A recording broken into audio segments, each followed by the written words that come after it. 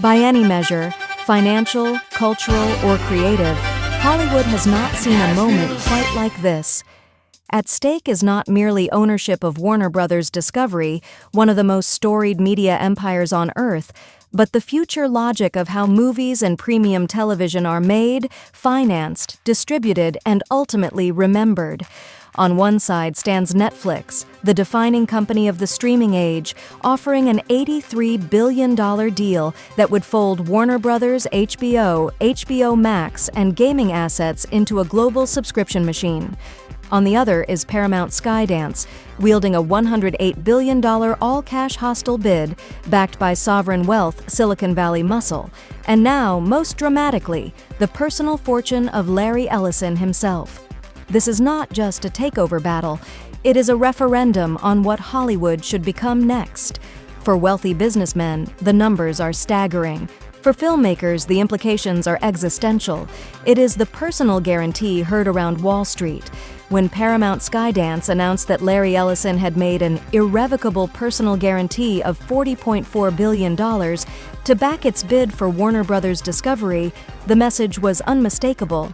This is no longer theoretical financing. This is skin in the game at a level rarely seen in corporate history. Ellison, Oracle founder, tech titan, and one of the world's richest individuals with an estimated net worth near $243 billion, is now personally on the hook for roughly 1/6 of his fortune if the deal collapses or damages are triggered. He has also agreed not to revoke or restructure the Ellison family trust during the pendency of the transaction, and Paramount has gone a step further by opening the books, publishing records confirming the trust's ownership of approximately 1.16 billion shares of Oracle stock. In the rarefied world of mega mergers, this is not normal behavior. This is conviction, and it came in direct response to Warner Brothers Discovery's board, which had publicly accused Paramount of misleading shareholders by claiming its bid was fully backstopped by the Ellison family, when, according to WBD, it was not. The board's demand was blunt. If you want us to believe this deal is real, show us Larry Ellison's signature. Now they have it. Why this fight exists at all. To understand why this battle matters so deeply, you have to look beyond the share price and into the tectonic shifts reshaping entertainment. Hollywood is no longer run primarily by studios. It is run by balance sheets, subscriber counts, and cost of capital equations.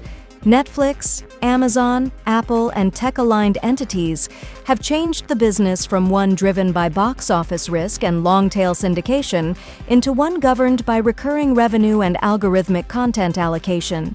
Warner Brothers Discovery, formed through a high-debt merger, has struggled to reconcile legacy studio economics with streaming-era realities.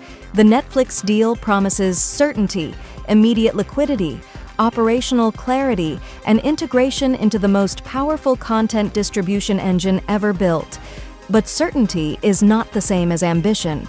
Paramount Skydance's bid is larger, $30 per share in cash for 100% of WBD, compared to Netflix's $27.75 per share for core assets.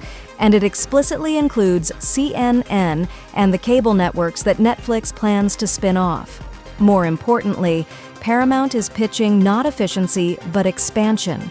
David Ellison, Paramount's chairman and CEO, framed it plainly. Because of our commitment to investment and growth, our acquisition will be superior for all WBD stakeholders as a catalyst for greater content production, greater theatrical output, and more consumer choice. For financiers, that's a bet on growth instead of consolidation. For filmmakers, it sounds like oxygen.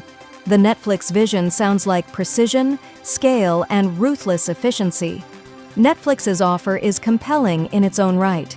It represents the logical endpoint of the streaming revolution, one dominant global platform controlling premium IP at unprecedented scale. Under Netflix ownership, Warner Brothers' vast library, from Harry Potter to DC, from Game of Thrones to The Matrix, would be optimized for subscriber acquisition and retention. Budgets would be allocated by data. Greenlights would be justified by predictive models.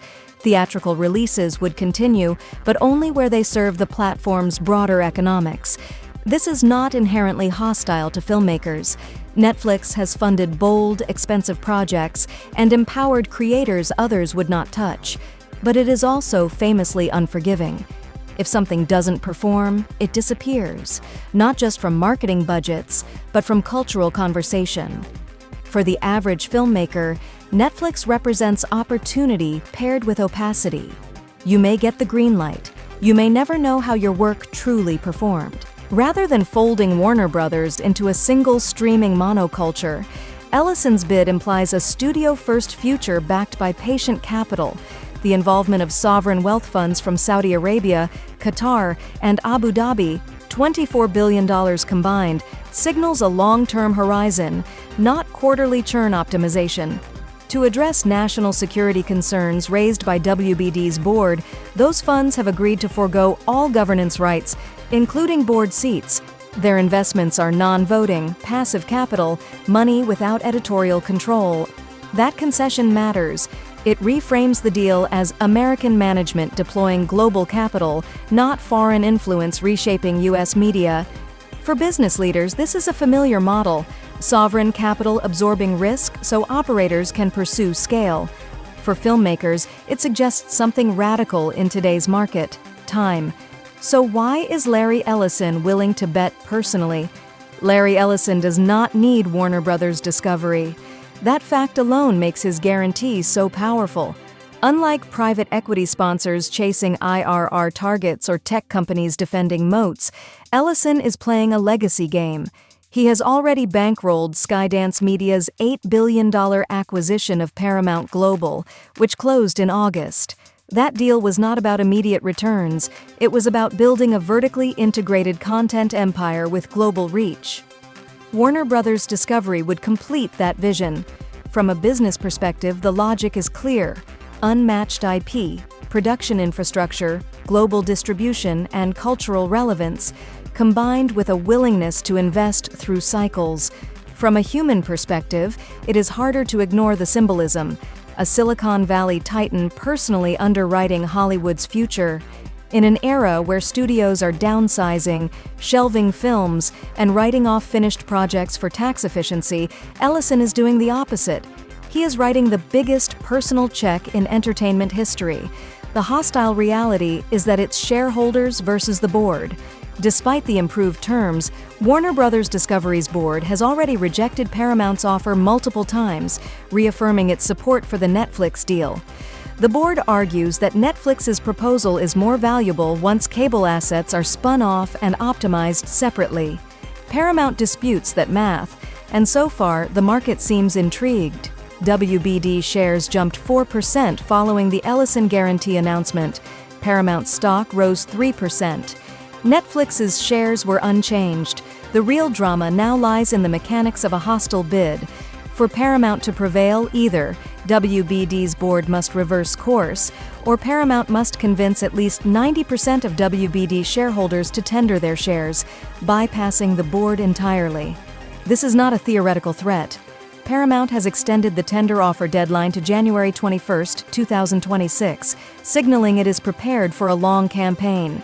For investors, this is leverage. For filmmakers, it is suspense. So just what does this mean for the people who make movies strip away the billions? And the question becomes deeply personal for anyone who works in film and television. Who do you want deciding what gets made? A streaming platform optimized for global engagement metrics? Or a studio-backed ecosystem chasing scale through volume, theatrical ambition, and IP stewardship? Paramount's pitch is explicitly pro-production. More content, more theatrical releases, more consumer choice. Netflix's pitch is disciplined integration. Neither is wrong, but they are profoundly different. For the average filmmaker, especially those operating outside the franchise elite, the Paramount Skydance vision suggests a broader middle class of projects, films that justify their budgets through multiple revenue streams, not just opening weekend clicks. It suggests a Hollywood that still believes in libraries, not just feeds. The quiet signal. No one is ignoring one detail has gone largely unnoticed outside finance circles. Paramount matched Netflix's $5.8 billion regulatory breakup fee. That is not window dressing. That is confidence. A company does not raise its reverse termination fee unless it believes regulators will ultimately approve the deal. Paramount is effectively saying, if this fails, we will pay the same price Netflix is willing to pay for certainty. Add that to Ellison's personal guarantee, the disclosure of trust assets, improved debt refinancing flexibility, and the removal of foreign governance rights, and the message is consistent: we are removing excuses. This battle will not be decided overnight. It will unfold through regulatory scrutiny, shareholder persuasion, and boardroom brinkmanship, but its outcome will echo for decades. If Netflix wins, Hollywood becomes cleaner, leaner, more centralized, an elegant machine optimized for global scale. If Paramount Skydance prevails, Hollywood becomes something riskier, a capital-intensive bet on abundance, storytelling breadth, and cultural dominance through volume and legacy.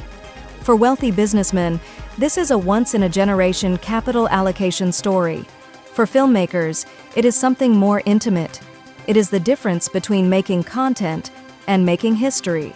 And for the first time in years, someone with $40.4 billion of personal conviction is betting that Hollywood, messy and expensive as it is still worth saving on its own terms.